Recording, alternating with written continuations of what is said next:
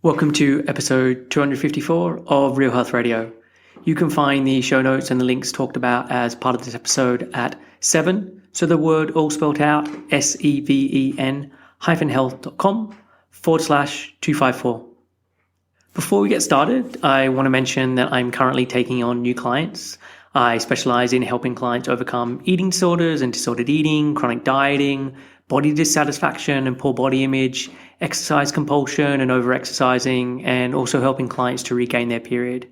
So if you want help in any of these areas, or you simply want support improving your relationship with food and body and exercise, then please get in contact. You can head over to seven-health.com/help. And there you can read about how I work with clients and apply for a free initial chat. So the address again is seven-health.com/help. And I'll also include that in the show notes. Hey everyone, welcome back to another episode of Real Health Radio. I'm your host, Chris Sandel. I'm a nutritionist that specializes in recovery from disordered eating and eating disorders, or really just helping anyone who has a messy relationship with food and body and exercise. So today on the show, it is a guest interview, and my guest today is Dr. Colleen Reichmann. So Colleen is a licensed clinical psychologist who specializes in the treatment of eating disorders, body image issues, self-injury, and trauma. She is the founder of her private practice, Wildflower Therapy, for eating disorders and body image, where she sees clients in Philadelphia. Colleen completed her postdoctoral internship at the University Medical Centre of Princeton at Plainsboro Centre for Eating Disorders. She then worked as a postdoctoral fellow at Sheppard Pratt Centre for Eating Disorders. In both of these programs, she worked across the inpatient, the partial hospitalisation, and the intensive outpatient levels of care. She then went on to create eating disorder programming at the College of William and Mary. Colleen is a prominent speaker and writer. She's spoken at numerous regional and national eating disorder conferences and various universities, treatment centres and retreats. She is an advocate for health at every size and fat positivity movements, and was recently named one of the top eating disorder experts in the country by a prominent eating disorder treatment centre. And lastly, Colleen has recovered from anorexia after years of being the patient that most therapists dreaded working with.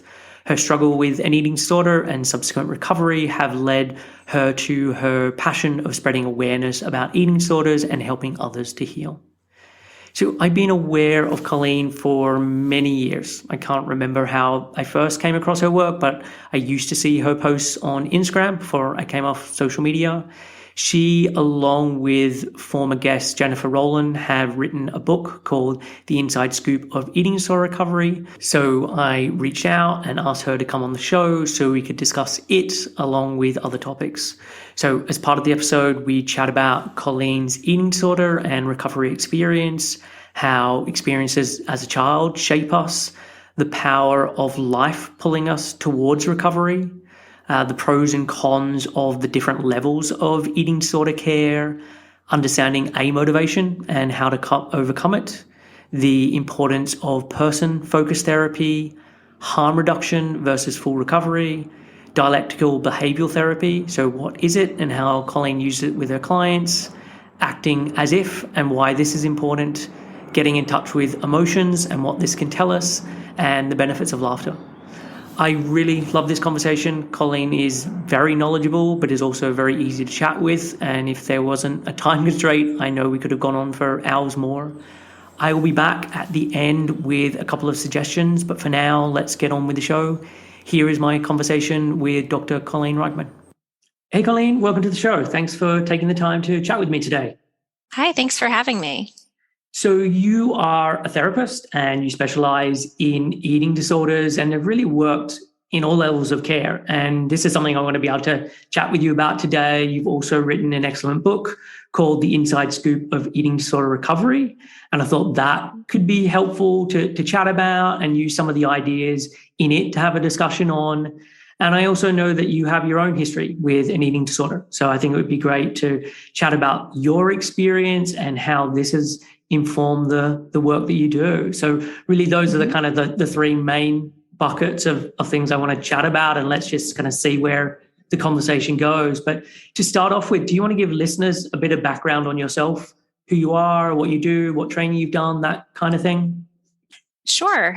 So I am a clinical psychologist and I work in Philadelphia, Pennsylvania, and I have a small group practice called Wildflower Therapy. And we all specialize in helping folks with eating disorders, body image issues, but then also, depression, anxiety. I also specialize in maternal mental health.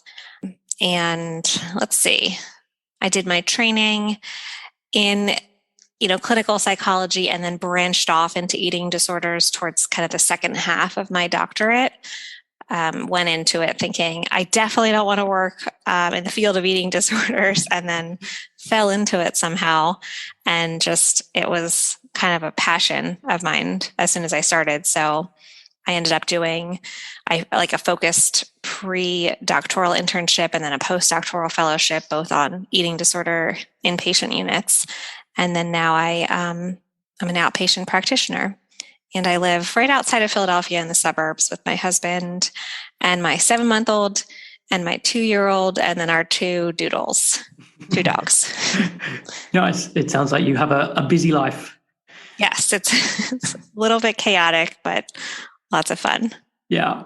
So let's kind of start with you and your history. So if we go back to early on, what was your household like when you were growing up, concerned with food?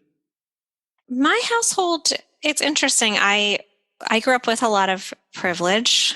I would put that out there, that we had, there wasn't any food scarcity, and we were right there situated in middle class. So it was a really privileged upbringing when it comes to food. And I have a mom that's she's a fantastic cook and baker. And she always liked to make sure there was desserts and everything. She was into all that. And it was kind of a nice foray into the dessert. It was just nice to have a mom that wasn't obsessed with limiting sugar, because I just know that there are so many people who have really well-intentioned parents that are really concerned about it, and then it creates harmful messaging. So that wasn't my experience. However, we do have a really significant family history of cancer and then just other illnesses. And both my parents have historically been interested in trying, because, they're scared, just like so many people are. They've been really interested in trying to ward off illness with eating. And so there was kind of that undercurrent in the household of trying to make sure we avoid certain things because that's connected with cancer. And so I think that was there from the start. But I guess it was like a balance. It wasn't all negative messaging, but some of the messaging maybe wasn't so helpful for me with the predisposition to an eating disorder. I also had a grandmother. My paternal grandmother had a history of anorexia and essentially had it from, as long as I knew her until she passed away. One of the last things she was talking about was her weight. And how to keep her weight down. So I think I had the predisposition, and then some of the attitudes towards food maybe accidentally pushed that forward, if that makes sense. Yeah, it does. And were there sort of rules for you and rules for your mom in terms of you talked about her baking there and how that was a lovely thing, and her always providing desserts? Was it that you guys, or I don't know if you've got siblings, the kids got that, but the adults had to do something different? I don't think so. I think it was just, and this is the case with a lot of the people that I work with too, I think it was just here and there, less blatant and more insidious messaging that, I can't really put words to it, how it seeped in, but it wasn't as obvious as the kids can have it, but we can't, or we can have it, but the kids can't. I think it was just maybe a feeling of simmering fear that here and there different decisions were made. But kids are so, and I think about this with my own kids too. It is scary because I think they hear what you say, and that's really important. And they see what you do when it comes to food, and they see all the little side things that happen. So I can't even put words to it really, but there was definitely, just an undercurrent of fear I would say. Yeah. And I would say that that doesn't even necessarily have to be connected to food. So like I've got a nearly 5-year-old and he is definitely highly sensitive. And I would put both myself and my wife, Ali, in that same category. And I can notice with him he has this spidey sense where he just picks up exactly how we are feeling, for better or worse. Yeah. And that then can translate into how he is at a mealtime, how he is throughout the day or whatever, without us explicitly having to say anything. And we are I feel we're doing a very good job in terms of the food side of things because of the work that I do with eating disorders and being so conscious of like, okay, really wanting to create a good, healthy relationship with food. But I can notice how much just our levels of stress or fear or worry or whatever can have an impact on him. And so if, as you're describing, there is this backdrop of fear around health and health outcomes, I can see how that would translate into having an impact on you, even if you didn't necessarily know what it was about. Mm-hmm. Yeah, they pick up. It's so frightening how much they watch. And like, do you ever have the experience where I don't know, your kid falls or something happens where you have a reaction, even just on your face? And like my kids, I'll see them looking at me. There's like a split second where they scan my face to be like, should I be scared? Should I be worried about this? And it's sometimes it feels like such a heavy burden. Cause I'm like, I got to do this right. I can't create harmful messaging, but there's of course always opportunities to go back and repair. So I remind myself of that too. Yeah, definitely. Oh, there are many times where I'm having conversations with Ali about like, I wonder how X person would be in this situation, where he's, I don't know, running along the rocks that are all slippery or something along those lines. But yes, it is very interesting to just think of like, if we were different in how we were just within ourselves, not even necessarily in relation to him, that just has such a knock-on effect. Yeah. I think the work we do makes probably us all the more just mindful of all this stuff, which is helpful and can create a little bit of anxiety. Yes. How do you have self-awareness without neuroticism? Yeah, that's I should write, that would be like my memoir title. That's so good. And so when do you remember food starting to change or what are kind of like the standout moments for you as either a kid or a tween or a teen when things started to look different with your eating? I would say middle school was when food started to become somewhat of an issue for me. I just have a personality and I write about it in the book, that I easily fall into obsession almost. Yep. And even my mom tells the story, I think this is in the book, of how when I was 4 or something like that, she was loading the dishwasher and I was like, oh, you know what you could do is put the knives in one thing and the forks in another, like separate them out and be organized. And she was like, okay. And then I guess later that afternoon was loading it again or unloading it. And I said, I'm disappointed that you didn't follow our system. And I feel like it's just sort of it paints the picture. It sets the backdrop for what, like when I finally latched onto food and exercise, why? Just, I think there's personality and gene traits that made it easy for me to kind of latch onto that, because I was very, very uncool and just unpopular in middle school and really deeply unhappy. And that just became an easy focus. Also went through puberty and really was unhappy about that and just how my body looked and everything. So I don't even know how it really all tipped into just beginning to be funneled into kind of more obsessional management of food and weight. But by the time I would say I was nearing the end of middle school, it was pretty full force. And then throughout high school, things kind of just chugged along in a similar fashion. And then when I got to college is when I think everything like popped off. Okay. And when you were in middle school or even high school, were other people concerned, whether that be friends or family, or it was still under the radar enough that no alarm bells were going off? I was I would say family was not super concerned because I was more private about it with my family. I had like an independent streak with them, but Right. friends, the people that I talked to about emotionally what was happening, friends, and I had one boyfriend who would, repeatedly express concern. And this happens for a lot of people. The unfortunate thing is it didn't really, not much focus or attention happened until significant weight loss happened. And that wasn't until college.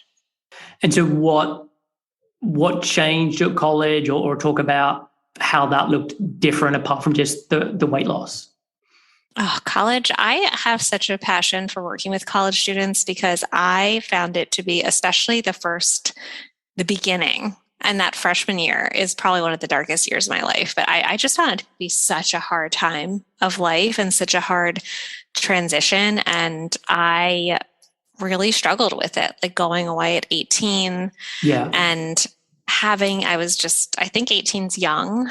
I probably sound really old saying that, but looking back, I was just like, I was young for that amount of independence. I already had an undiagnosed eating disorder that was festering. And then I started college and was rooming with other people who had their own eating disorders or disordered attitudes towards food. And then the binge drinking that was just constant, and the loneliness that I experienced because I didn't find a group of friends right away or feel super connected with people on my floor or anything like that. And I think at least I had this idealized vision when I got to college. It would be like instant best friends, like your best friends for life. You'll find them. That's the best years of your life. So that didn't happen. And I really struggled. I struggled to figure out how to use alcohol in any reasonable way. And it was it was a perfect storm, I would say. And I just kind of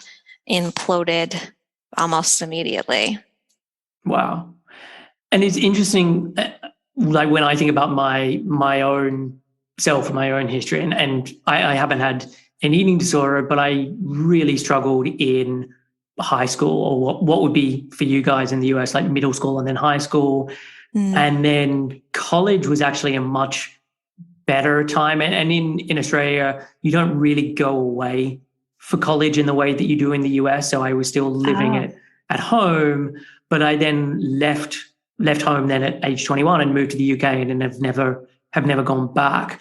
And I actually think about the time when I moved here and that being just a really great experience and me kind of finding myself in a lot of ways. And so it's kind of interesting to hear your experience with that. And I wonder how much that's impacted on by just the age difference of being 18 versus being 21, and versus the fact that you were already living with an eating disorder versus that just not being part of my picture.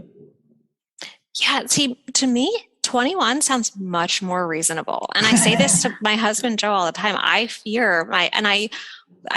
work with college students. I've worked in college counseling centers. So I think I've seen a lot of the struggle that can happen and then experienced it firsthand. So I'm so worried for my kids to go away at 18 because 21 seems a lot more reasonable. I think so much happens in those years, like between 18, you're just almost like a different person by that time. Yeah. And if I wonder if things were set up here similar to Australia or the UK, if everything would have happened, or if just having those years under my belt would have been helpful. And so how did you then start to deal with this? So when did it sort of dawn on you that I need help with this? And then what did that look like? Throughout college, I had, family members were approaching me, and there were different kind of intervention type situations that happened, and friends were worried. So I tried various different types of treatment and care and different things. And really, I would kind of get better or get better just to get people off my back and then really slipped back into it. And I didn't super want it at that time. It was still like really important to me to have the eating disorder and keep it around. So nothing that I tried was super successful, but I achieved enough stability, so to speak, to get into graduate school or to graduate college, which always looking back, I'm like very, I wonder about my university, because I'm like, how did I graduate? I was really, really all over the map and just not doing well. So it makes me very suspicious of them. But anyway, somehow I graduated, got into this doctoral program that was clinical psychology, and I wanted to do research in this area. Like I still wanted to, because I just felt like I knew so much about eating disorders by that point. So I wanted to use it, but I wanted to do therapy with like different populations. And I also just didn't think I could help. I thought I was, I felt kind of hopeless. So I think it's just somewhere I didn't think it would be helpful for someone who felt somewhat hopeless in their sort of fake recovery to try to help other people. So of course, like relapsed in graduate school very significantly. It looked like a little bit different. It was very clean eating focus and exercise heavy, but like frighteningly so, to the point where I had professors ask me or suggest that I leave the program, and people in my cohort suggested that as well. So I had to step back and get help at that point.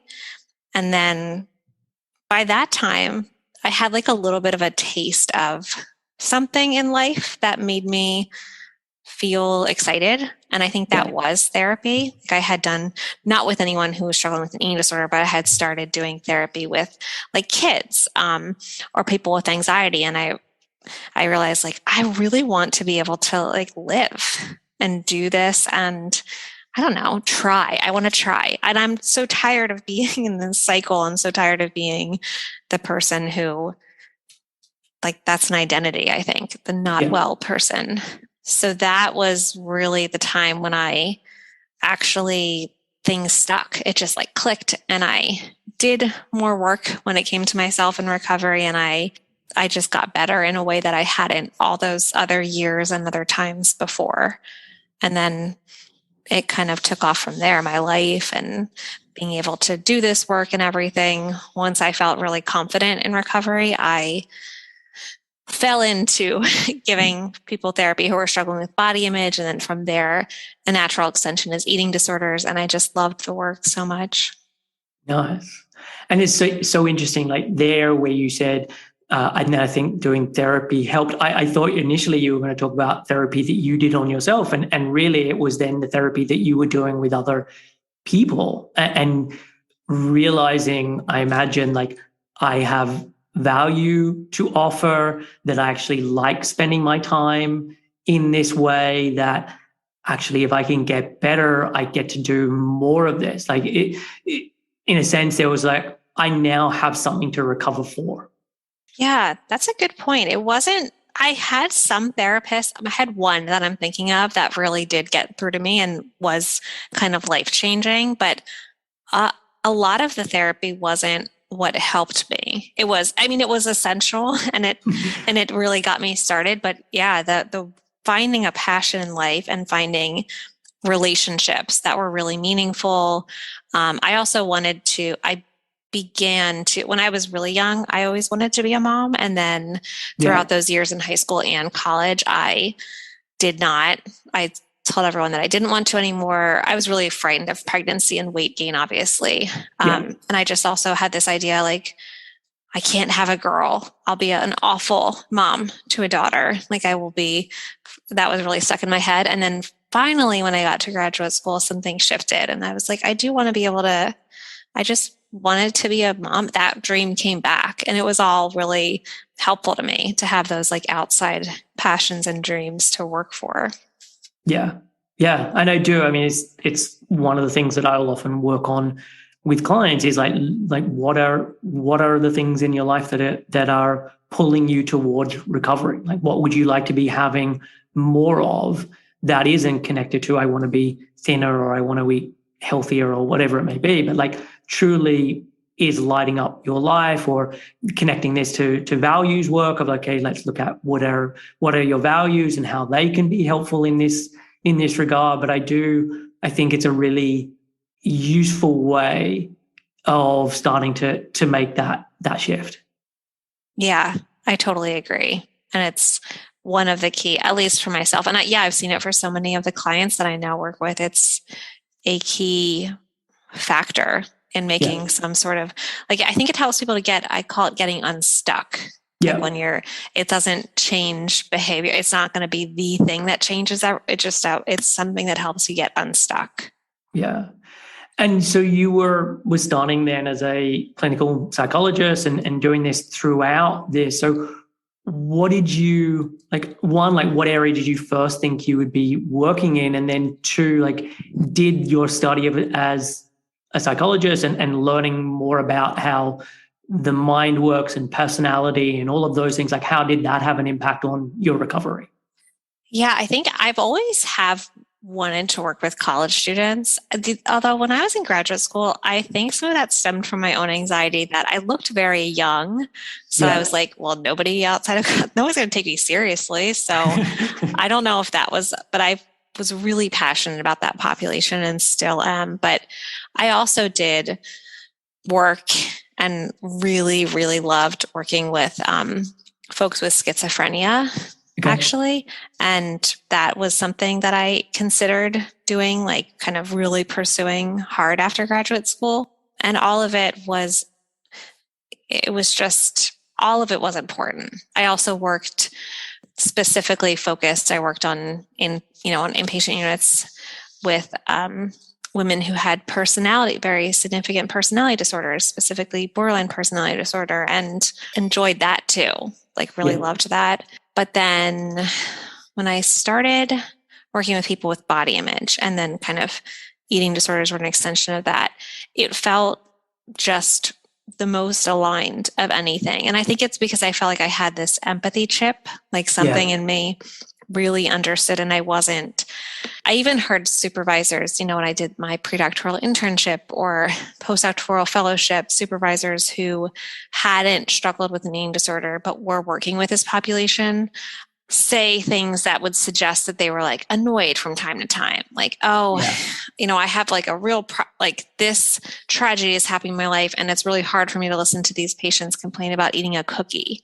And to me, it felt like, and they were saying it obviously just in supervision and stuff, but I remember thinking like, but the person's not complaining about eating a cookie. Like you're really missing, that's not it. And I never felt like that. Like I never felt the annoyance or the, like, I don't get it, just eat. Like it just felt like I had the empathy chip, and it made the work pretty seamless and not easy, but like very, very aligned. So, I don't know if that answers your question though. It does. And so then the other part was just like, how much did learning about psychology and all of the different components that go into that, like how did that help with your recovery or not? I think it helped, and perhaps it didn't help. I think it was both. Learning more about like everything that various therapists had tried to teach me over the years, things, just kind of the basics of CBT, learning them and DBT in a classroom style, and then trying to help others learn them, like trying to do that work myself, I think helped me actually learn and be able to then kind of have insight into my own process and my own cognitive style, and then learning things that maybe I didn't have therapists focus on, like family systems and things like that, helped me really deeply reflect and then bring into therapy, like, oh, we learned about this, I'd like to use that, or can we use that to focus on this area?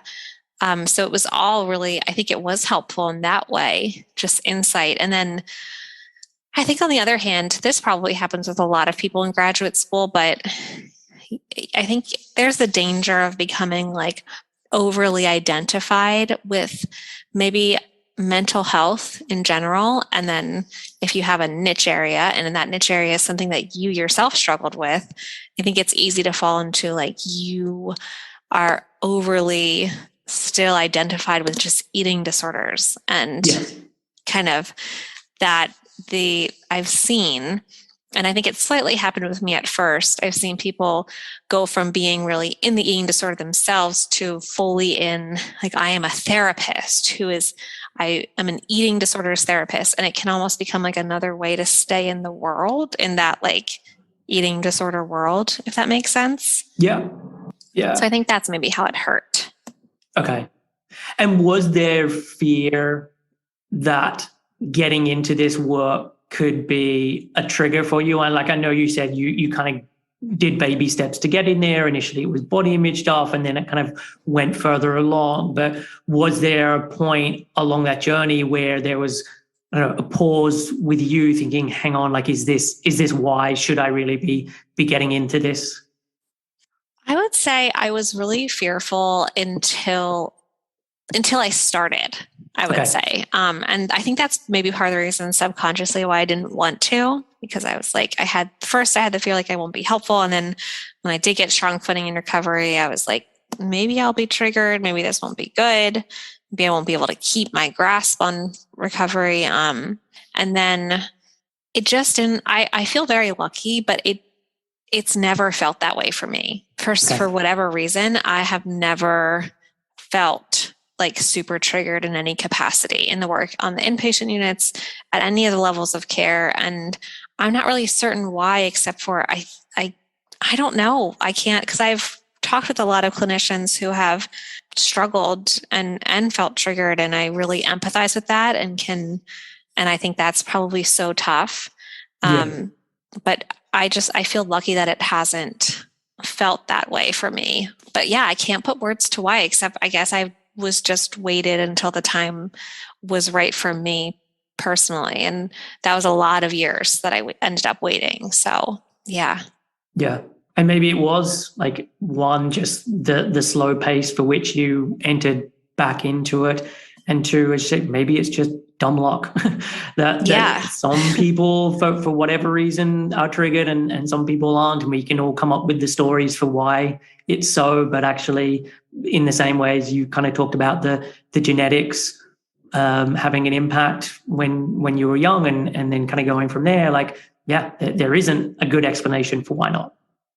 Yeah. And if I heard me saying this when I was in like high school, for instance, I would probably roll my eyes, because I was always the person saying, I just didn't believe that you could get to a good place when it came to recovery. And I don't think I would believe that somebody could have an eating disorder for all those years and then work in the field and not feel, super triggered a lot of the time. So I promise, if you're rolling your eyes, that I would have been rolling my eyes with you. But it shifted for me, and I really don't feel triggered often. And sometimes I would say not with clients, but I have various times, throughout my life here and there where I do feel like triggered, or have thoughts, like kind of old thoughts. Yeah. And at this point, what's been so helpful is I don't get upset at that. I look at them with curiosity. Like, I've been able to really cultivate this way of being like, that's so fascinating that thought still, when I'm really upset, this very old thought still comes up. Like, what is it about the mind that reaches for that? I feel like most of our minds are wired to be like, oh my God, this was helpful at one point. Like, try this. And I can kind of just call that out and then, move on. Yeah. And I mean, even with your comment of like, my high school self would be rolling their eyes thinking that I could get to this place. Like, I would say that's true of basically everyone in recovery. Like, when they think about that, I'll be able to go and sit down and have a dinner and it be a really relaxing, enjoyable experience. Or I'll be able to go on holiday and I won't feel the need that I have to be checking the menu of every restaurant that we're going to go to, or putting the weights in my bag, or whatever it may be. Like, there is this just disbelief that would ever be possible, because I've either lived with this for so long, or even if I've lived with it for a short amount of time, the intensity that I feel these feelings, and this then has an impact on my beliefs, my perception, mean that this feels as permanent will ever be. Like, it just doesn't feel like this is going away, and yet it does. And so, yeah, it's pretty much everyone I work with, there are moments where they are just kind of slack jaw and aghast of like, I just didn't expect this to change. Yeah. And it's so helpful, I think, and not just with eating disorders, but when we have those experiences, we're like, wow, I felt so 1,000% sure that things would always be this way and things would not get better and this would not shift. And then it did. I think that's really powerful, because the more of those experiences you get, and presumably the older we get, the more we have in these different areas, like the easier it is to, when things are really hard in life currently, to remember like, oh my gosh, I have felt like this before, like this really deep despair and this hopelessness. And I can recall that even though it felt that way, that feeling wasn't, fact. And things did change, and that's immeasurably helpful. Yeah, definitely. And for me, I listen to lots of podcasts where it is interviewing various celebrities. So whether it is actors or musicians or whatever, and I actually find them really helpful, because you get to see people who, in a lot of ways, have everything. So they have all the money, they have all the access, they have all the things that you would think on paper would make them happy. And they then talk about the anxiety that they deal with, or their troubles with drink and drugs, or the fact that their marriage is breaking down, or whatever it may be. And there's just this real humanness to this, where I can get out of my own head of like, oh, if I just had more money, then I would feel better about this. Or if I could just have more time off, then this would be better. And it's not like those things aren't true on any level, but it kind of cuts through a lot of that kind of chatter where I'm like, yeah, that's not necessarily true. Yeah. And so, yeah, I find those types of podcasts and conversations really helpful to listen to too, to remind myself. Yeah. And so when did you then become aware of and involved in like the non-diet movement and health at every size? So how did that come up for you as part of your studies, or when did it happen? It never came up in graduate school, I would say, which is, I think, that's a real loss. And I've heard things are changing now, and a little bit different, which is great. But I didn't even hear the phrase health at every size on that first year of my predoctoral internship. And that was working on an eating disorders unit. So it was really my postdoctoral fellowship year. I also didn't hear it there on that inpatient unit, but I stumbled into it online, I believe. And I think I attended training, like an eating disorder conference, and the keynote speaker, I believe, I'm blanking on her name, but she discussed health at every size. And I remember having like kind of a light bulb moment of like, wait a second, this is different. This is different than what I'm hearing. And it's filling a lot of the holes in these theories. And I just can't believe that this isn't really imperative to all eating disorder work. It just seemed so obvious to me. And so I started kind of seeking it out myself online and through books, and also just watching, attending conferences that were having more speakers. And it was life-changing. And just, I think it should be part of graduate, especially if people are learning about eating disorders in graduate school. I think it should be a natural extension of that curriculum for everyone. And I can't believe that it wasn't when I was in school. Yeah. Yeah. And so I don't know what it's like for psychology in graduate school. I do have a client who is studying as a dietitian, and it is like from day one, this is part of their curriculum and their course. And again, I don't know if that's just the college or the university that she's at, or if that's more of a broad thing, but it's helpful to see that there has been at least a shift that is something that's occurring, because that definitely wasn't the case not that long ago.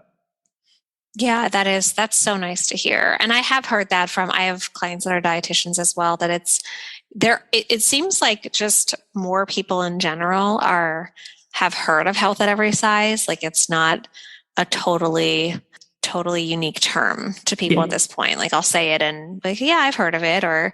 And that was, I think that 10 years ago, that was not the case. So it's really heartening to hear that it's spread and people are learning and maybe schools are incorporating it more, because having to already be in the eating disorders field and like really doing a lot of work to seek it out seems just wrong. Like it seems like it should be, yeah, like you said, part of things from day one. Yeah. Yeah. And so when you were hearing about this, were you still working in inpatient? Is that right? Yes, I was doing my postdoctoral fellowship, and that was on an inpatient unit. And were you able to then start to bring some of that into that unit? Like how much did it feel like that unit was in alignment with what was being taught as part of health at every size versus actually this is going against what they're suggesting? That was not something I was able to do that at that time. And I'm really hoping things have changed. I'm guessing they have, but the messaging of the unit, and there was a lot of like, we're not trying to make you fat. Yeah. We are not like we promise we won't, like, yeah. And so I think that, and me being, there's like a hierarchy of people, and I was kind of lowest on that hierarchy as essentially an intern or, a fellow, but not someone who's taken seriously. Those ideas weren't really welcomed. And it was a very CBT only based curriculum. So I don't know. Yeah, I think just incorporating things like health at every size and sociopolitical aspects and oppression and things, all these other really important ideas and things that we should be talking about when we talk about people's relationship with their bodies wasn't something that they really allowed for. And it was actually, I did end up I left like a little bit early. I left that fellowship just because for a few reasons, but that the way that they were trying to help people recover was really hard for me to like get on board with by the end. Okay. And yeah, it just then became kind of incongruent with how you wanted to help people with recovery. Yes. Yeah. And so where did you then go from there? Because I'm right in saying that you've done inpatient and then like partial and then outpatient. Is that right? Yeah. So partial hospitalization was part of the predoctoral internship, and that program was like I felt like there was more openness in that program. So I really did enjoy that one. But yeah, partial hospitalization, inpatient, and then my fellowship was partial hospitalization, inpatient, and intensive outpatient. So I worked across those levels. And then once I left there, I ended up moving to Virginia for a little while, and I started working at the College of William and Mary at their counseling center and just kind of creating some eating disorder and body image programming with them. And then really like worked with just college students for a while. And it was kind of, a wonderful experience. Nice. And so would it be useful to have a bit of a conversation around like inpatient versus partial hospitalization versus intensive outpatient, like considering you've worked at each of these levels, like where there are strengths or drawbacks with each, or where there'd be different preferences? Like, is it useful to have a conversation around that? Yeah. And it's interesting because I'm kind of in a moment in life in my career where I'm really like, my thoughts are really evolving on all of it, because I think that specifically inpatient programs are life-saving for so many people. And I've seen it and witnessed it and have been part of it. And they have a lot of downfalls. Like there are a lot of reasons that I think people should think critically before going into one of those programs. So, and then of course, like outpatient, IOP, like all of these different levels have areas of strength and then areas like growth edges. So, but I've just been thinking a great deal specifically about inpatient. I think because the nature of my work, I work with people on an outpatient level, and then when they get quote unquote too sick or are really struggling, the natural step is to try to look at, well, how can we get you to an inpatient program or hospitalized? And I've seen it be so helpful. And then I've had people say that was really harmful and that did not help me at all. And the things that I was taught about eating, like it's kind of changed my eating disorder rules and made it worse. Yeah. So yeah, I don't even know where should we start? Well, I mean, I think you've touched on a couple of them there of like the benefits or drawbacks of inpatient. I mean, if I'm thinking about inpatient, my thoughts are, I think it can be, as you said, life-saving if it is the right program. Mm-hmm. And if it is done the right way, and when someone is at a certain point where that is actually a really helpful thing for them to do. Like I'm thinking of a particular client in mind where I started working with her just after she came out of inpatient, and the inpatient was really helpful in being able to help her to put on some weight. And as part of doing that, it meant that her binges and purges had been reduced as part of that. And so it was a really helpful starting place for her, for us to then do the work that we've been able to do. Mm-hmm. I can also think of other clients where it was just the absolute worst thing for them, because they were, in one case, like after meals, the person was brave enough to say, I'm still hungry. Like, this has not filled me up. And was told, you've been given your allocated amount of food. Oh my gosh. Which is just like the worst possible thing you can say to someone in that situation. And my heart just broke when I would hear that. Oh, I could scream. The other thing I would say is that eating disorders are just so competitive. And I have a real kind of mixed feelings of like, how do you put 10, 15, 20 people in close proximity who all have a competitive disease and have that work out well? Right.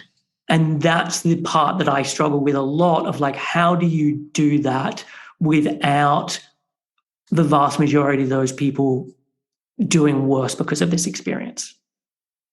Yes. Oh, that's such an important question for us all to be thinking about. And it kind of reminds me, I recently posted something just like taking a critical eye to especially inpatient treatment centers. I've noticed there's a lot of kind of like policing around language that people are allowed to use, and like certain words are off limits, certain, of course, like numbers, like talk of numbers, which is really reasonable. Like that's off limits in groups. Talking about behaviors a lot of times is off limits. Bringing in things related to politics can be off limits.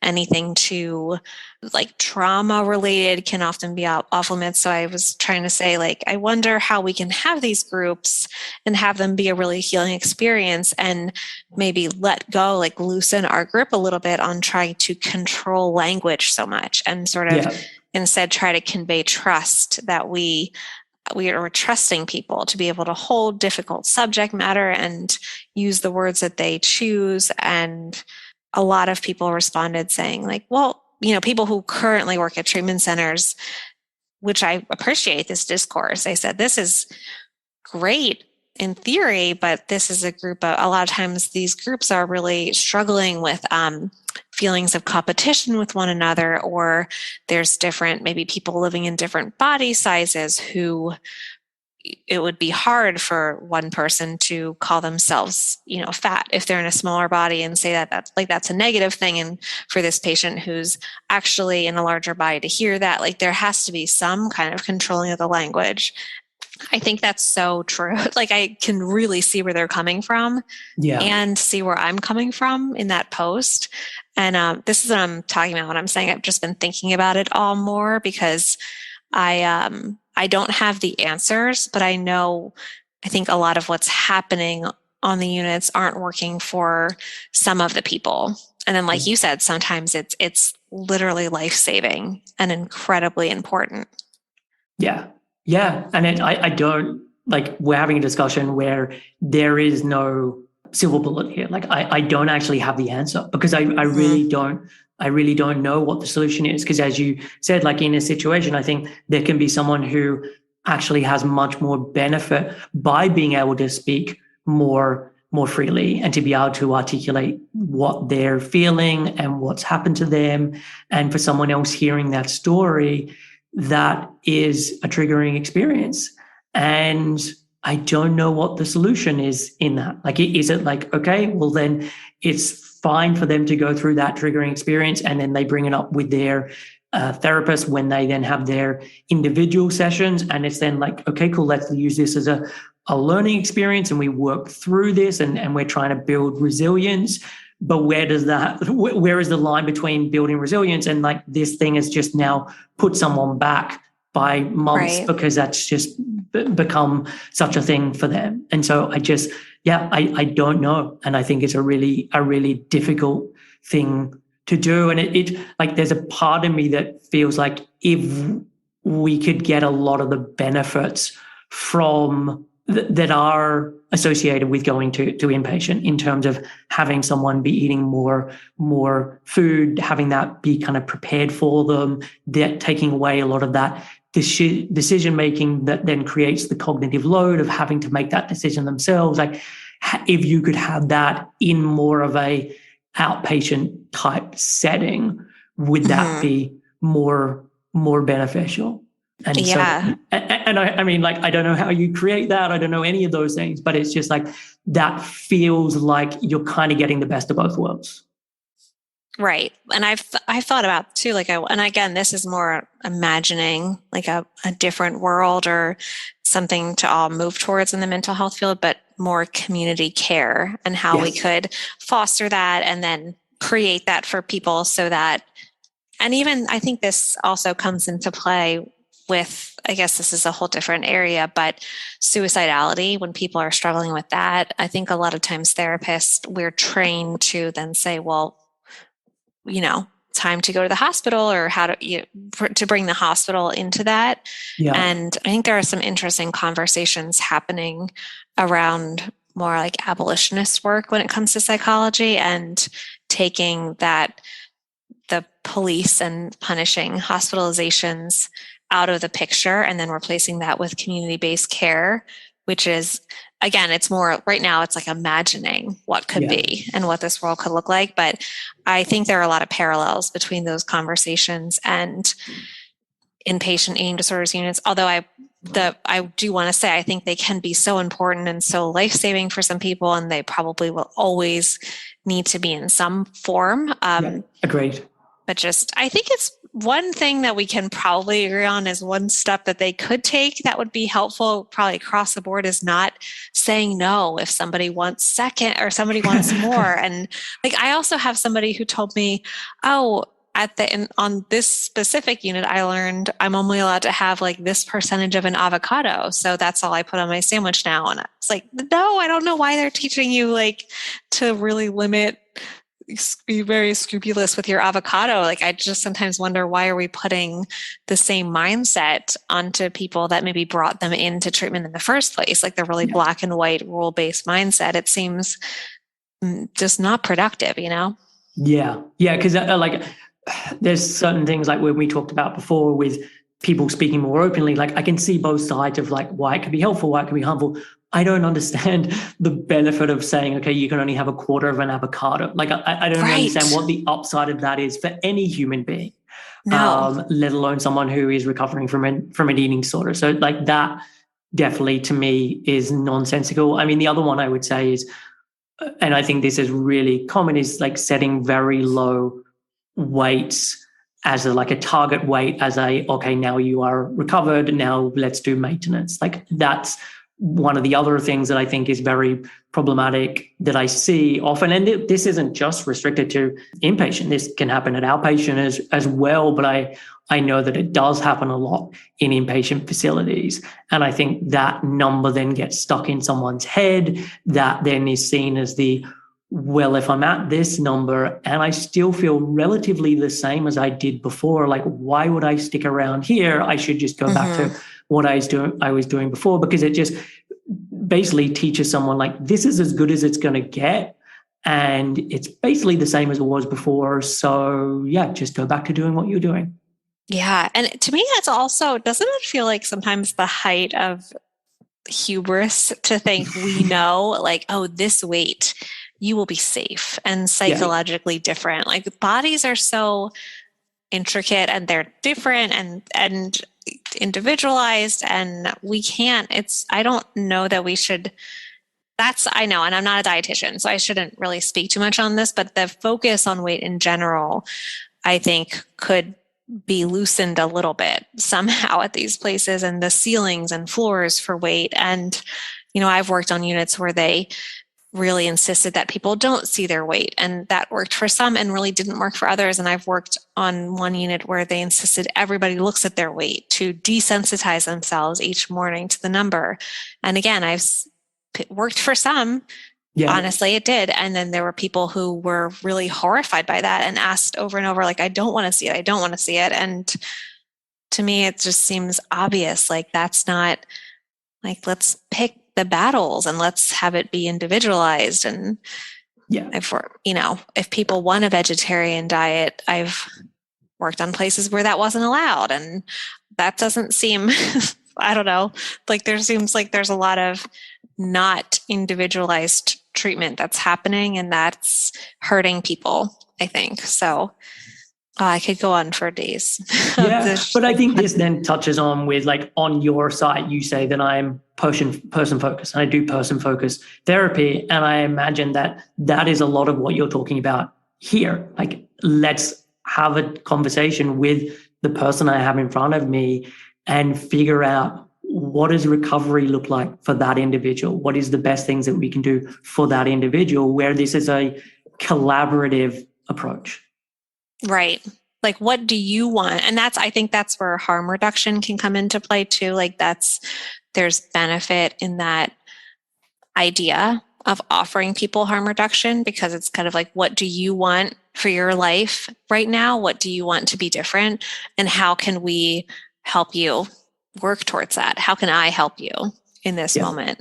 And that, while for so many people, what I want is, I want them to have full freedom from an eating disorder, for example, and just not be haunted by these thoughts anymore and not use any behaviors. I would love that for so many, but that's not always what the people who, at least, who are coming to me, that's not always what they want for themselves. And should I be pushing my idea of what helps people on everyone, or should I be more listening and meeting people where they are? Like, I'm very much in the camp of, I at this point in my career and just life, is I meet people where they are, and person focus, and what you want, you get to steer this ship, Yeah, I agree definitely with you on that. And I always want to be very upfront about, like, where I think this could go. Like, because I think sometimes people are somewhat hemmed in by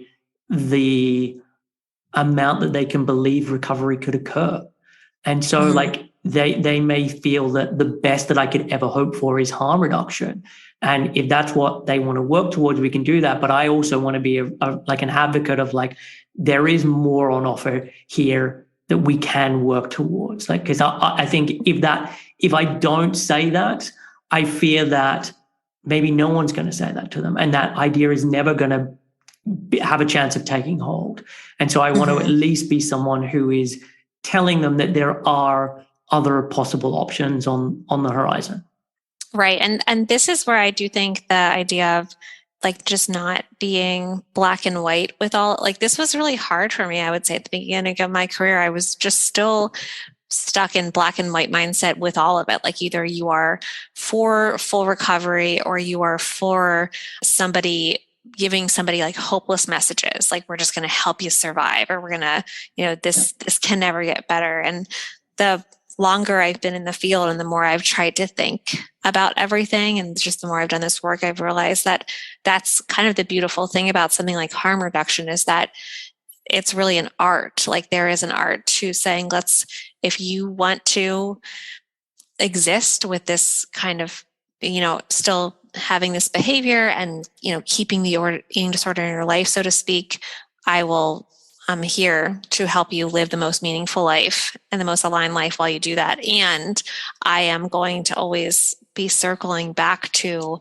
do you want something different? Is there like room to work towards anything else? Like, I think it's like an ongoing process, and harm reduction doesn't have to mean forever. I mean, it can for some people, but there is an art to circling back with like kind of armfuls of hope for people. Like, oh, I do have this hope for you. Would you be open to this? Or do you want something different for your life right now? Like it's an ever evolving process. And that was hard. I really grappled with that for a while, like how to have both, like how to believe in, full recovery for some people and how to help them towards that, and harm reduction for other people and how to stand with them in that, and a combination of all of it for other people. Like it's all gray area.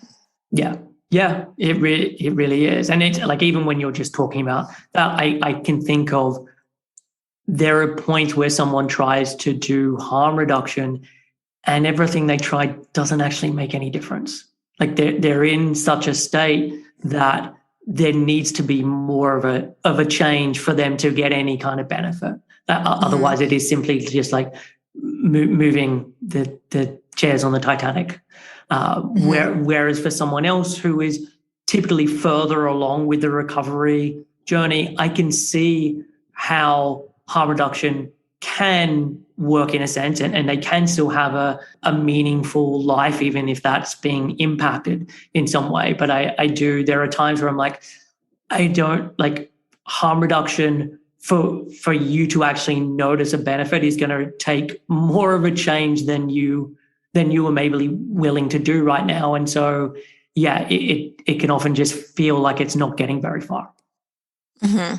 Yeah, it can. And it's definitely, I think something else that I've really worked to do in my career is to just always be circling back to like, are you getting a benefit from this? Yeah. Like, is this therapy helpful for you? And I think the reason why harm reduction has been something that at my practice we've just been talking about more and, taking more trainings on and everything is because we tend to see a lot of people and with open arms, take a lot of people who have been through the system, so to speak, like over and over, people who have been labeled as quote unquote chronic, who have tried the levels of care, who just feel like this has not worked. And when we've said harm reduction, there's been like almost a breath of okay, I can. And then I've seen people be able to make, like astoundingly, be able to change more once that's on the table. Like, it's such an interesting and nuanced topic. I feel like we could do an entire podcast on harm reduction. I just, in terms of what you said there, just if I think of like the AA mentality of like, let's take one day at a time. Mm-hmm. And I think harm reduction may feel more like, let's take one day at a time and just focus on the thing that I need to do in this moment or in this day, versus full recovery feels like, now you're asking me to not drink for the rest of my life. And that feels like this huge endeavor, and that then becomes too overwhelming, and I just can't do this. And I can never see how I could ever achieve this. And that then stops someone in their tracks. Whereas harm reduction, I could do that. Like that feels more manageable. Yeah. And I've seen people, especially I think people with marginalized identities, have really spoken up about different, like sometimes full recovery doesn't feel accessible if you're living in a body that's not, our society says you're not safe to live in that body because of these different areas of marginalization. And I think the eating disorder field, when we just pushed full recovery, kind of ignored that for a while. And that's important to listen to. And so that's why I think like Black, Indigenous, and people of color in the eating disorder community have started to say that harm reduction can be helpful for these various populations, because sometimes full recovery almost creates a sense of hopelessness. Like, how could I ever get there when my body feels inherently unsafe because of this messed up society that we're living in? That was one of the things that has really like kind of perked my ears up to it and said, like, because I loved the concept of full recovery, and I still do for whoever wants that when I first started. But the amount of people who have come into my practice who have said it makes them feel hopeless in this moment was just, it was like eye-opening to me. And it was eye-opening to me, like, oh, harm reduction creates more hope for me specifically. And I think it's just more like, goes back to that point of what we said originally, the individualized person-centered care is where it's at. Yeah, definitely. So one of the areas that I know you also talk about is amotivation. And so this is a term that I haven't really heard used very often. And so can you explain what this is? Yeah, I think it's a term meant to describe the feeling of not being motivated and not wanting to make any change, or not seeing like the benefit in trying to create change. And I think it's something that can really haunt people with eating disorders, because it's an egocentric illness at its core. So there's like an element different than depression, for example. A lot of people who, go to a therapist for depression will be saying, like, please help me. This is so awful. Like, please take this from me. I want this gone. Yeah. And that's kind of the exception, not the rule, when it comes to people who are struggling with eating disorders. There is like oftentimes this, I'm miserable in some regards, or I wouldn't be here, but I don't want you to take this from me. This is also like very important, and I'm not interested in giving it up or motivated to do so. So it's like a unique field to be in as a therapist, because there is that egocentric element. And I think that's where the amotivation really kind of loops in there. Yeah. Like I can imagine, like, I want you to take certain aspects of this away. Like, I want you to take away the hunger feeling, or I want you to take away the cravings that I have, or I want to take away the pain that I have in my legs, or whatever it may be. But in terms of a lot of the other aspects of this, like, I don't want to give this up. Yeah. Or specific, like, I find a lot of people are like, I really want to get rid of binging and purging. Yeah.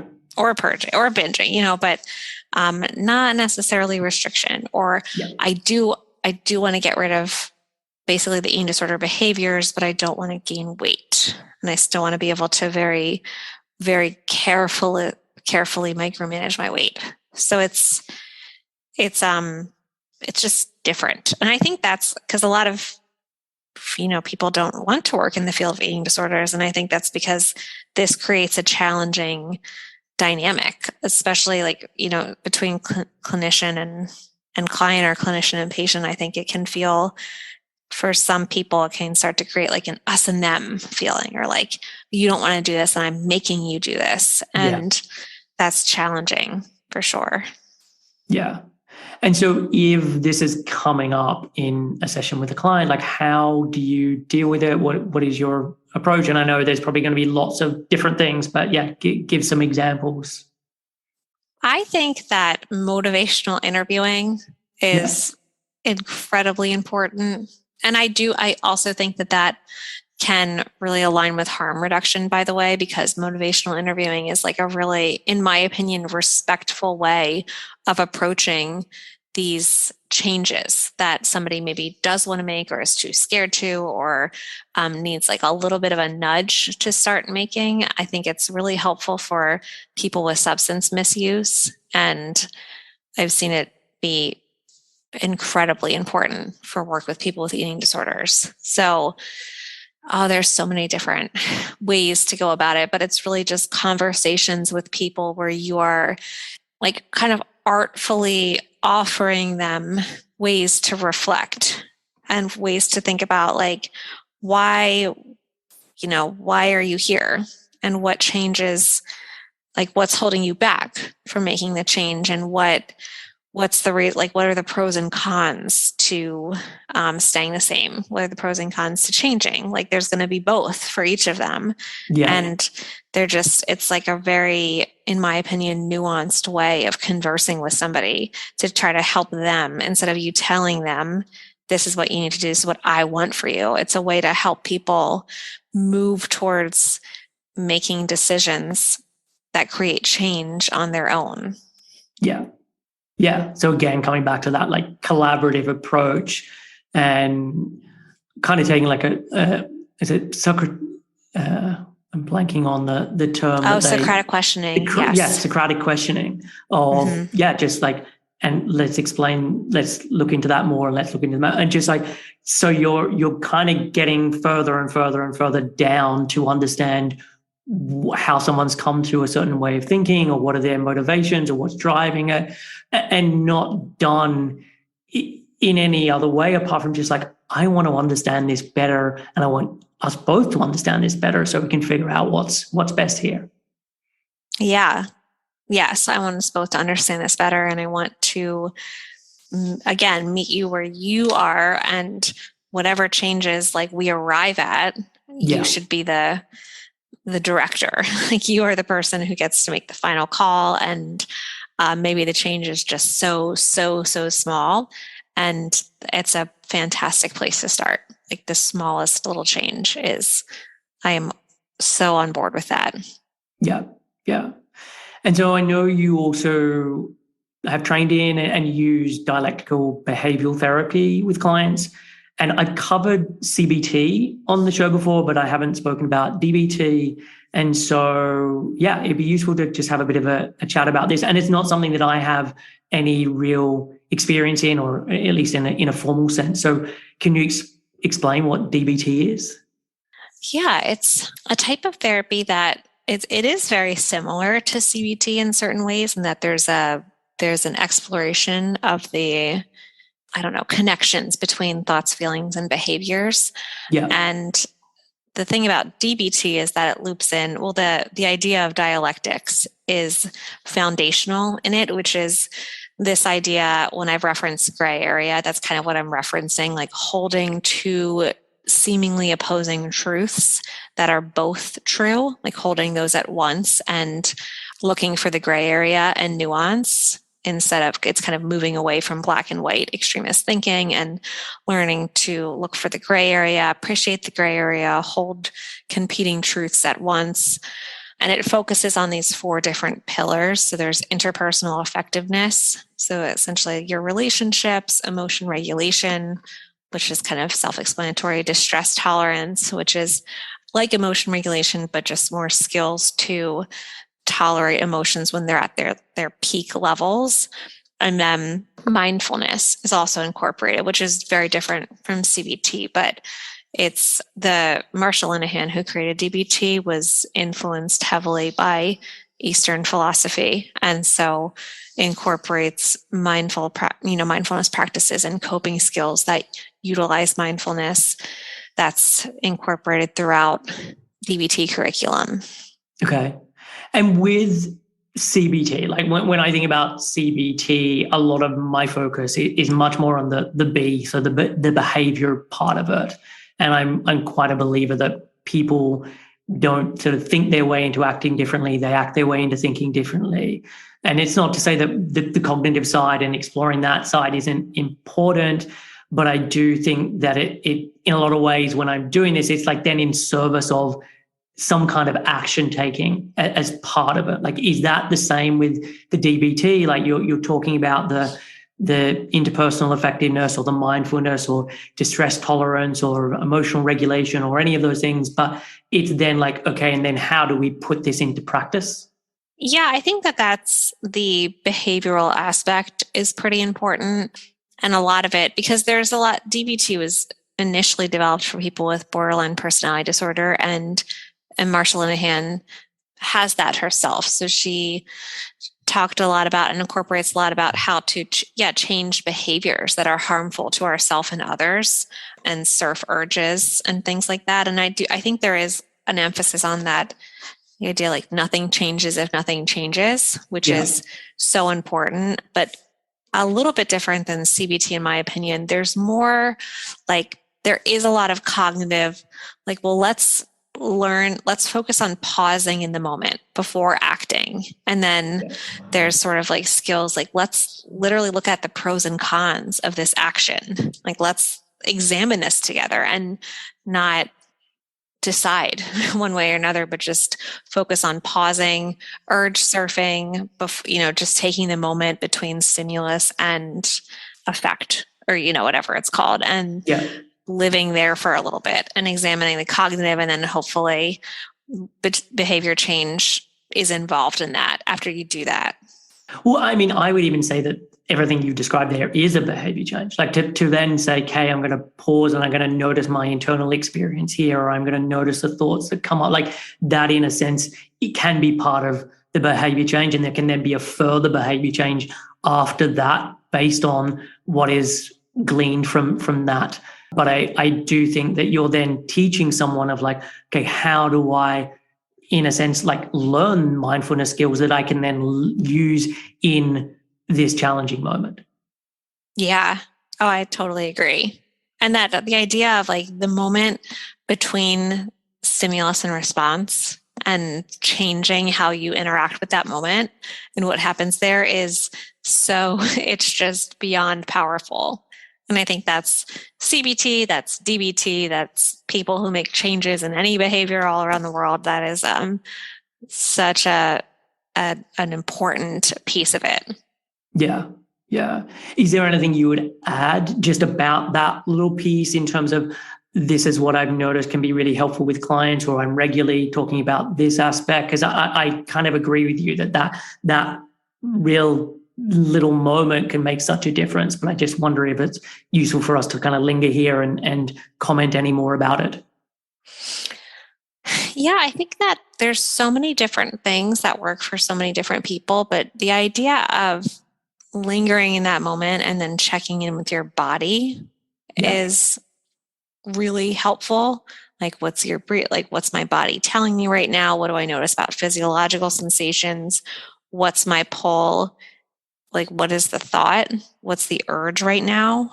And then this is where I do think that the cognitive side comes in. Instead of acting, considering, and I guess mindfulness comes in here too, but what that thought is and where it's coming from, and what the messenger, I guess, of the emotion too that you're experiencing, what's kind of the messenger of the emotion.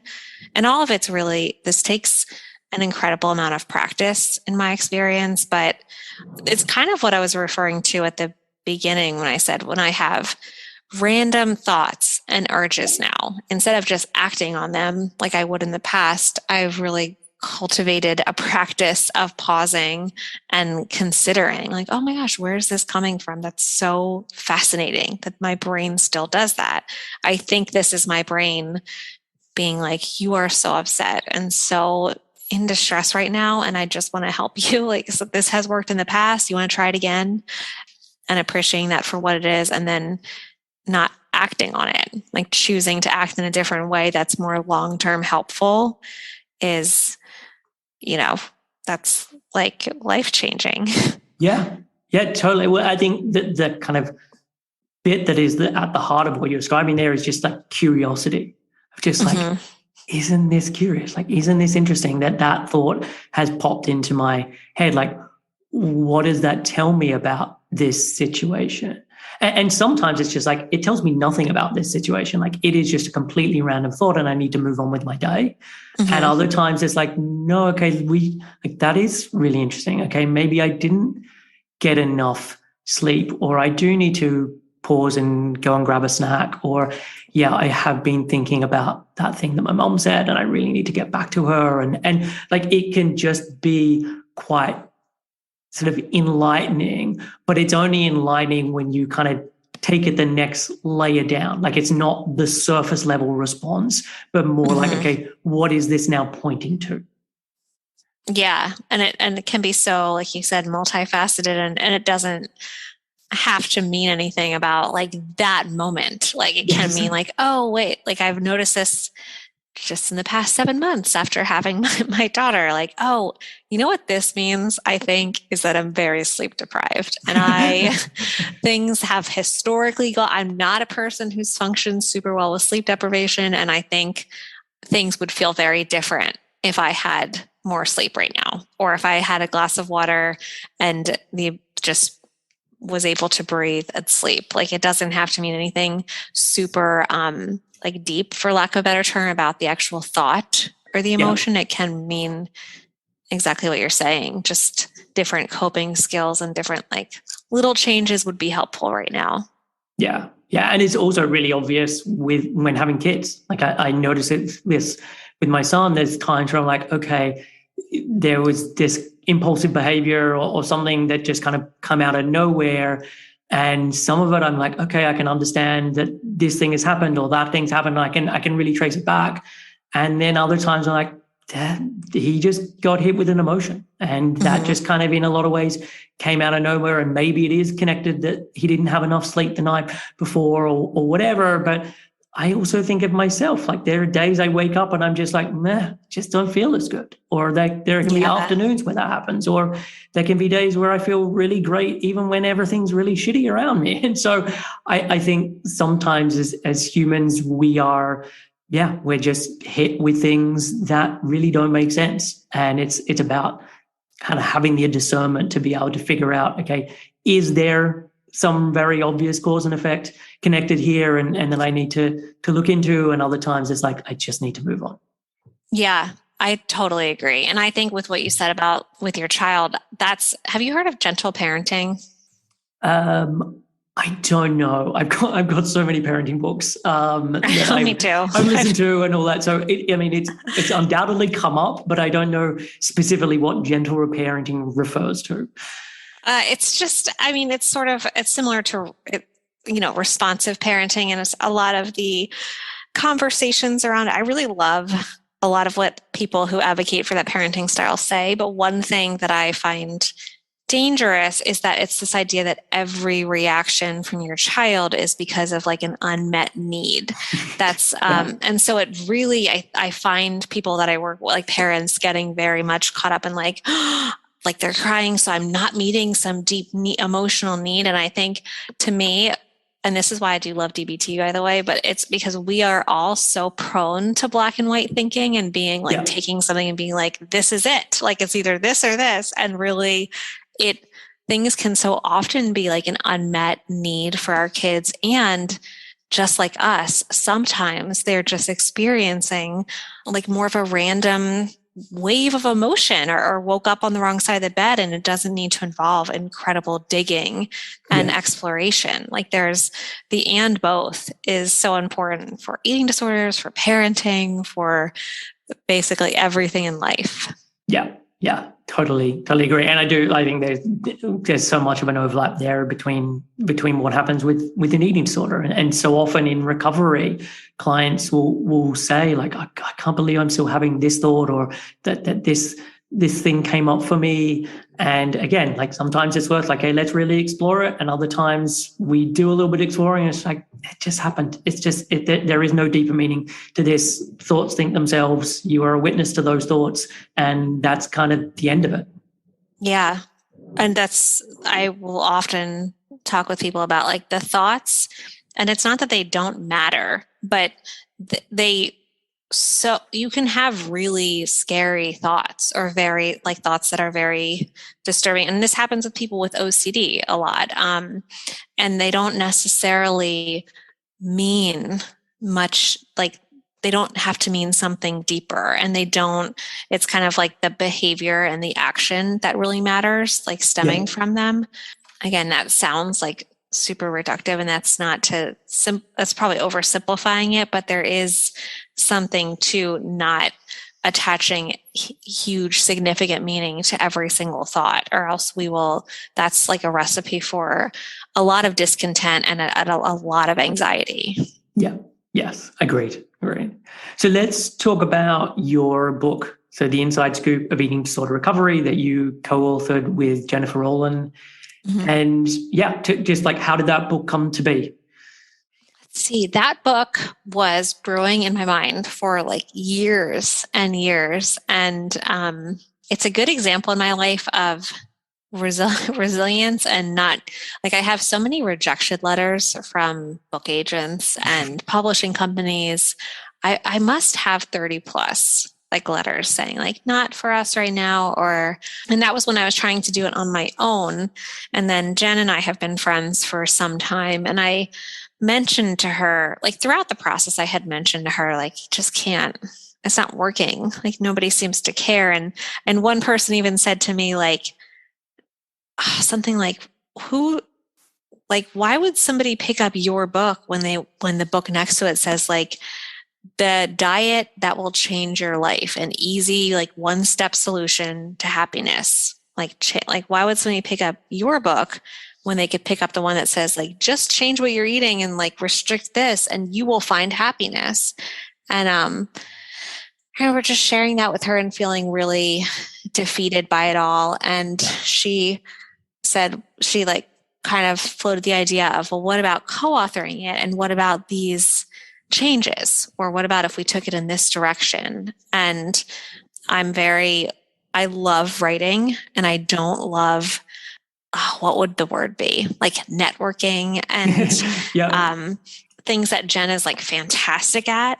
So it was kind of like once we joined forces, the pair of us just like, that's how it all happened. And she was a real game changer in just the process of actually having people listen to us and taking notice of the book. And we were like an unstoppable team together. And I had the kind of the foundation of the book laid out, and then she had some great ideas to add in, and we just wrote it together and did so in a way I'm really proud of us, because there were never any arguments. Like it was always a fun process, and we stayed very good friends throughout the whole writing process and publishing process. And I've heard that is a little bit rare. So I'm so always like continuously proud of us for doing it.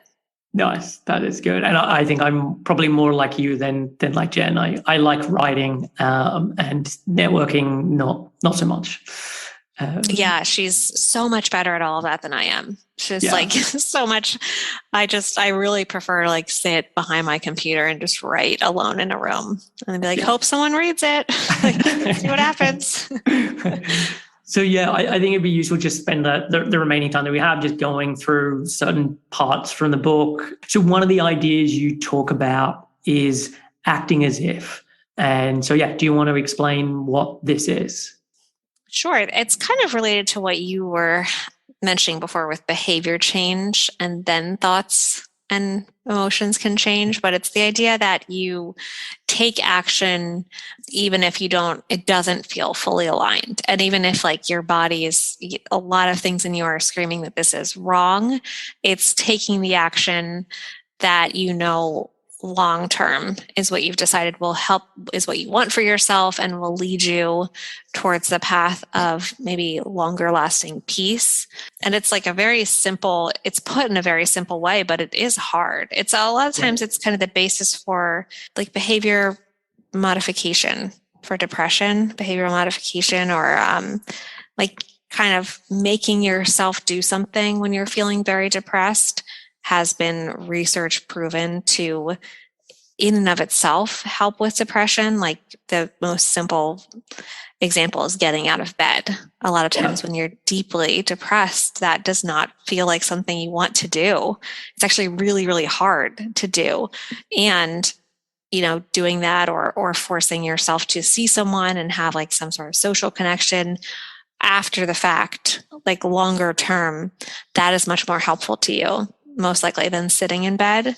And it's we applied it to eating disorder recovery in the book. So a lot of it does come down to, you can talk about if you've been like restricting heavily, for example. It's easy to talk about, not easy, but we can get into the pattern of talking about eating the fear of food, or talking about making these changes. And then the actual next step is really hard and feels not good.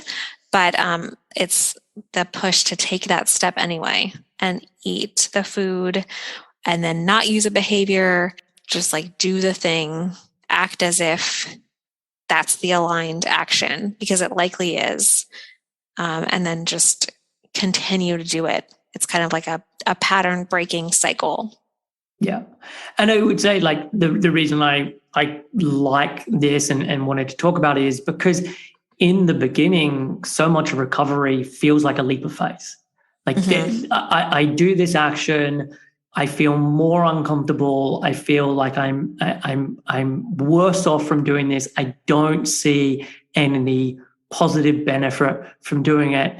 And then I have to do it again, and I have to do it again, and I have to do it again. And there is some point that you reach where there is a benefit that you start to notice from doing those things. And so you do then have this kind of feedback loop that shows like, oh, when I do this, now I feel better or whatever. But in the beginning, there isn't that positive feedback loop. It feels like I'm going in the wrong direction, or I'm doing things that feel more anxiety provoking, and I get no upside for it. And so, yeah, I think there is, with all of this, there is like marginal gains. And when those marginal gains then are added together, at some point you start to notice a benefit, but just not in the beginning. And I think it's useful to know that, like in terms of managing expectations, because I think that can be the trap of like, but I thought I was going to feel better in recovery. And it's like, you are, just not now.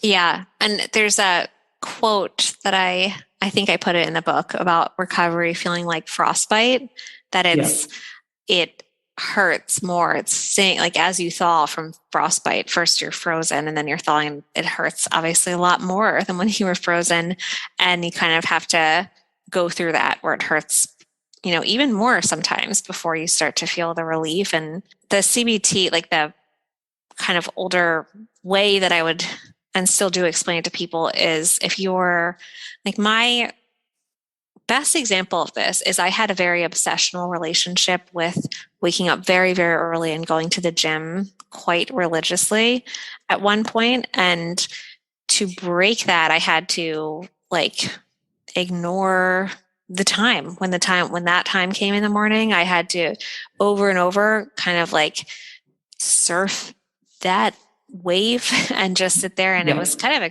I can't use any other word but excruciating at first to feel all of that and not.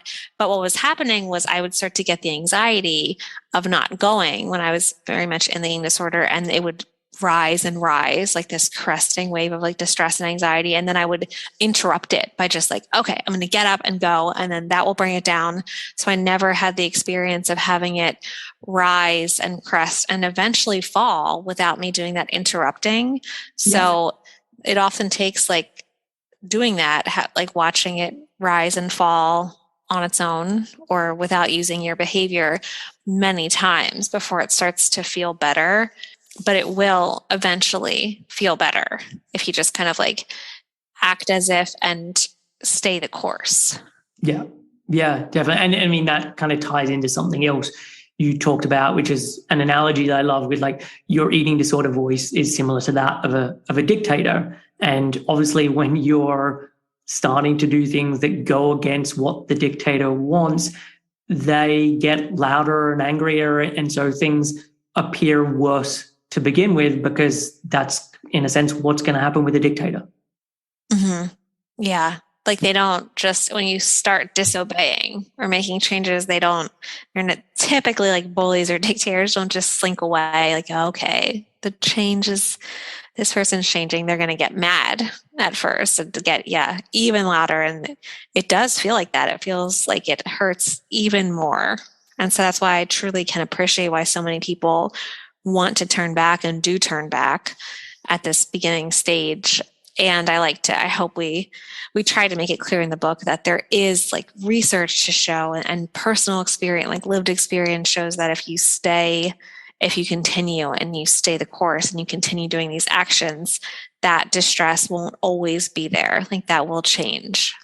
Yeah, definitely. I mean, I had a recent guest on, Sasha Gorel, and we talked about eating disorders, specifically anorexia, as being an anxiety disorder. And with anxiety disorders, the way that they are dealt with is through exposure therapy and continuing to expose yourself to whether that be a challenging food or a challenging experience or whatever it may be, so that you kind of desensitize yourself and you learn to be okay with that experience. And yeah, I think of the same way with the eating disorder voice. Like with time, it does start to change.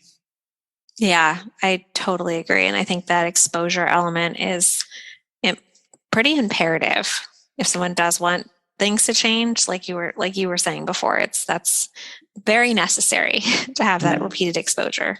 Yeah. And so you have a whole section in the book all about emotions. I can ask you specific questions, but is there anything you would want to just talk about straight off the bat?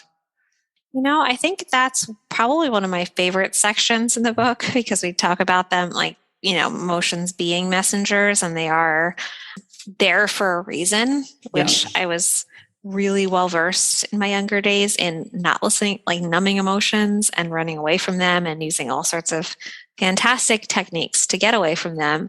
And it's, I think, so common, and it's so unhelpful to us at the end of the day, because we evolved with them for very specific reasons. And so even if they're like phobias, for example, is an emotional reaction that's kind of gone awry, and that's important. And the idea is not to be like, what's this very irrational fear like telling me? Because it's like the messenger there has gone awry, but it's important to know, like, oh, it started for a reason. Like maybe, because evolutionarily speaking, we had fear for this reason. And then there was like this misfire one day, or, that's simplifying it, but listening to or understanding the reasoning for them is helpful kind of across the board with every, so many mental health issues. And so that's kind of what we try to do in that chapter is lay that all out. Yeah. And so there were two like journaling prompts that I found really useful as part of this. So one of them was looking at like, how do emotions help you? So like, how does sadness help me, or how does anger help me, and so on.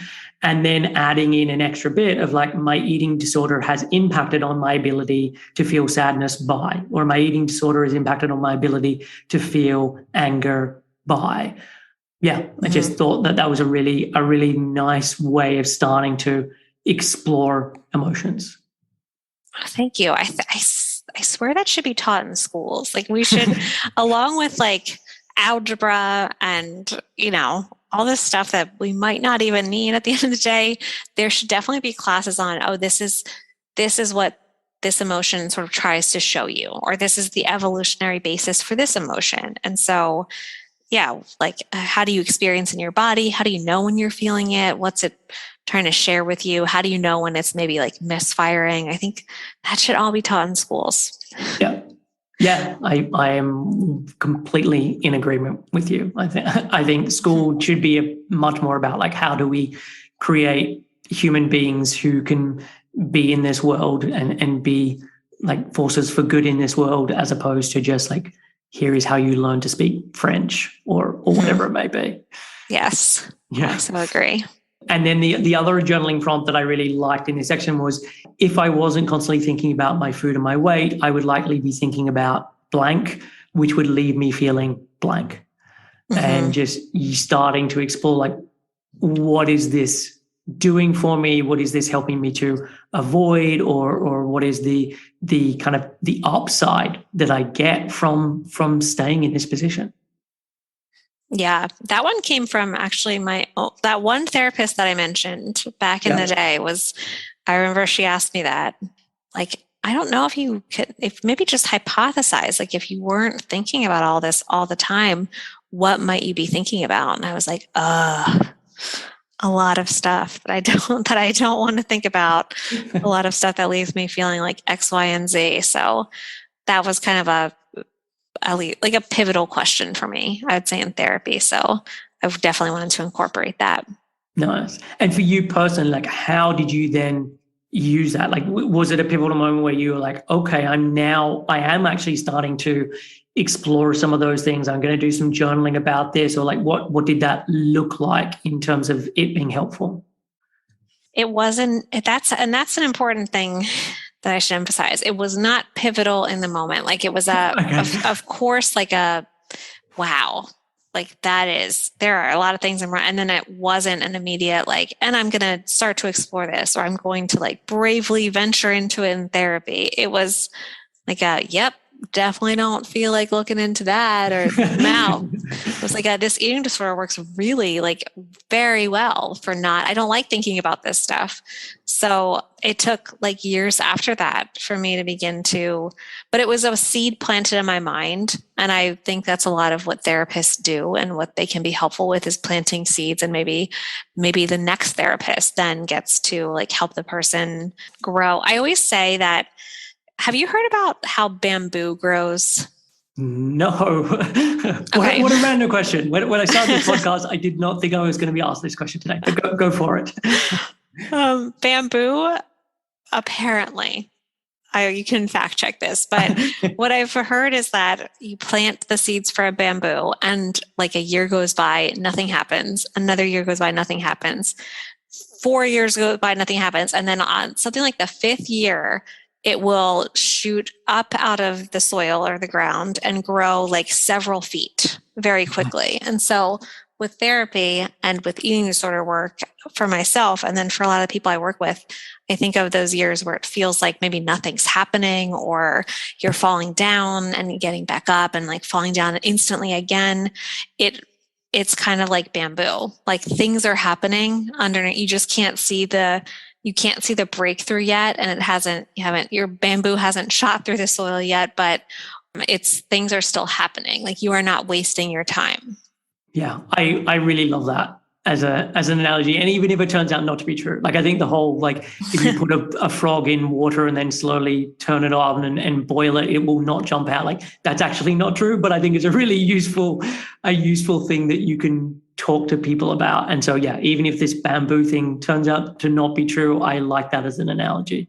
I should fact check it because I've used it so much that I had an intern knit me a little bamboo plant at the end of the year because I was like, oh, bamboo. So I should really fact check myself. Regardless, the sentiment remains. And that was very much my experience. And I think I see it for so many that I work with as well. Yeah. Yeah. One of the things that and I can't remember how much you talked about this in the book, or maybe I just got a sense from looking on your Instagram page, is like laughter or just like being funny is just an important part of the recovery process, or just how you think about helping people. So yeah, just talk a little about this. Yeah, I noticed for myself that was something very, very, very important to me that my eating disorder completely took away. And this isn't the case for everyone, but I do think for a lot of people, my sense of humor was gone. I just couldn't, there was no humor in my life. I didn't find humor in anything. I could not laugh. And so once I started to get more of a taste of recovery, especially in graduate school, I remember like crystallized moments in my mind where I was like, oh my gosh, I used to do this. Like I used to make these really weird, funny videos with like my friends, and I used to laugh like really, really hard to the point where my cheeks hurt. I forget what it feels like.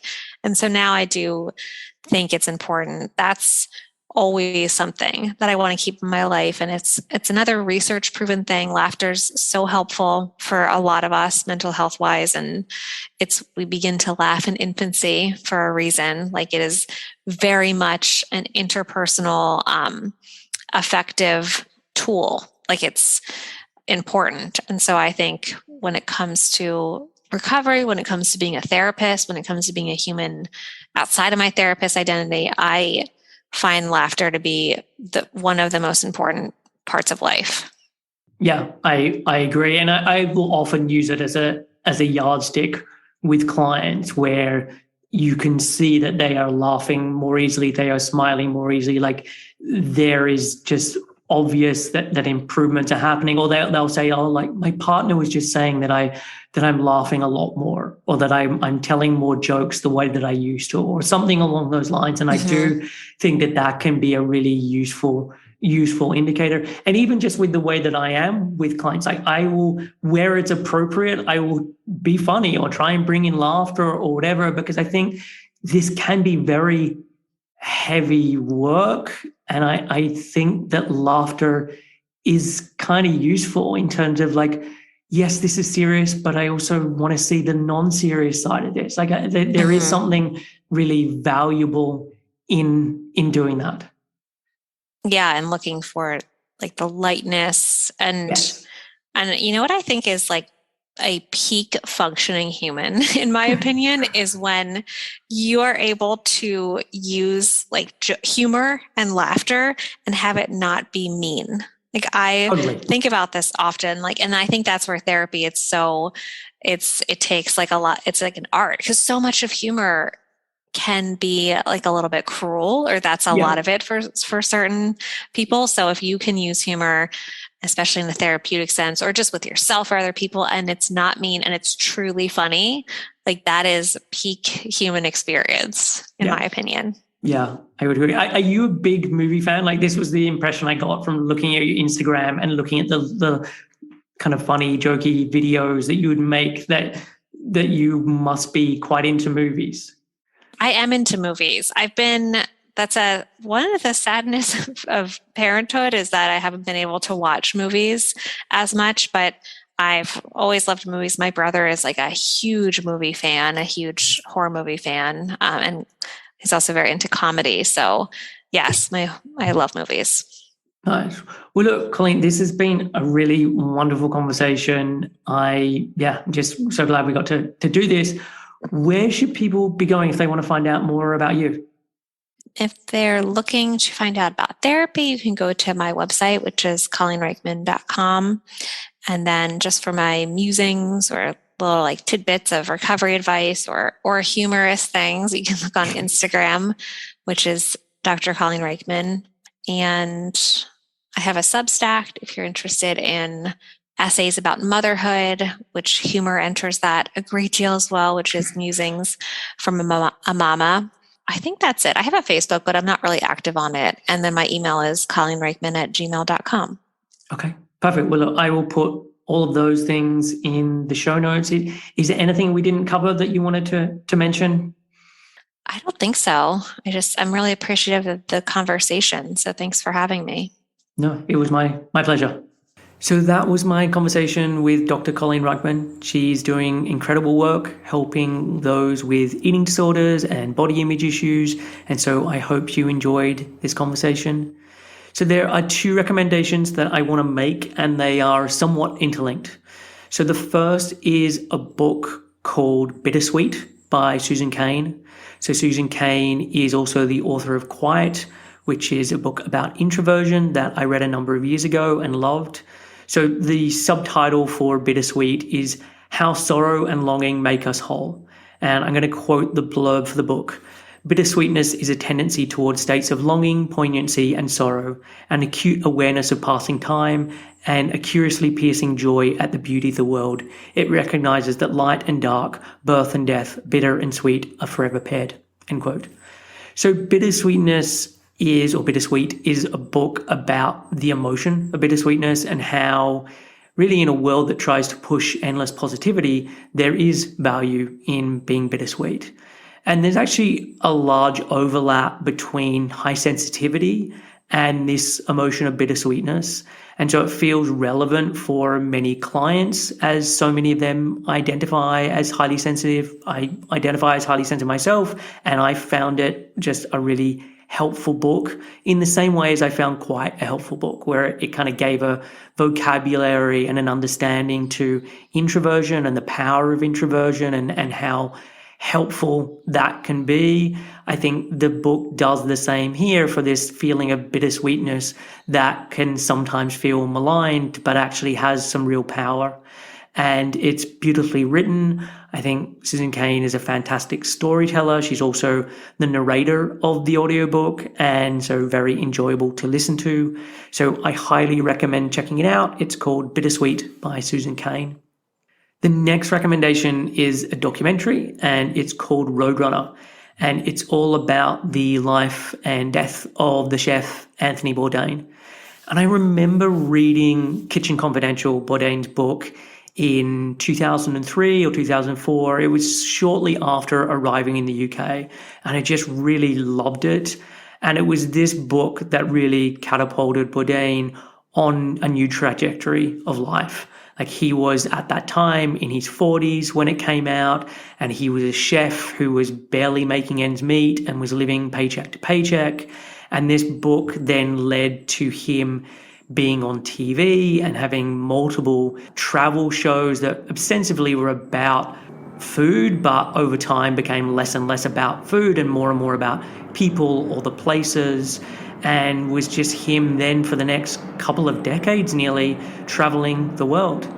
And the reason I said that these two recommendations are interlinked is because as I watched the documentary, it was like I was witnessing bittersweetness incarnate.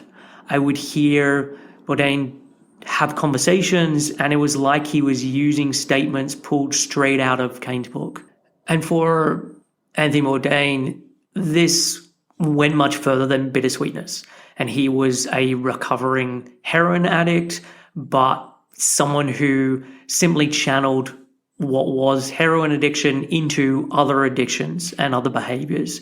And sadly, he ended up taking his own life, and the documentary shows the demise that kind of led to this place. And I just thought it was a really well put together documentary, the interviewing of those who knew him and loved him and worked with him well, and just how much he is missed. And so, yeah, I highly recommend checking it out. It is called Roadrunner. And as I said, I think it pairs very well with Cain's book in terms of seeing someone who is of this bittersweet personality type. So that is it for this week's episode. As I mentioned at the top, I'm currently taking on new clients. If you want help with an eating disorder or disordered eating, chronic dieting, poor body image or exercise compulsion, getting your period back, or really any of the topics that I cover as part of this show, then please reach out. You can head over to 7-health.com/help for more information.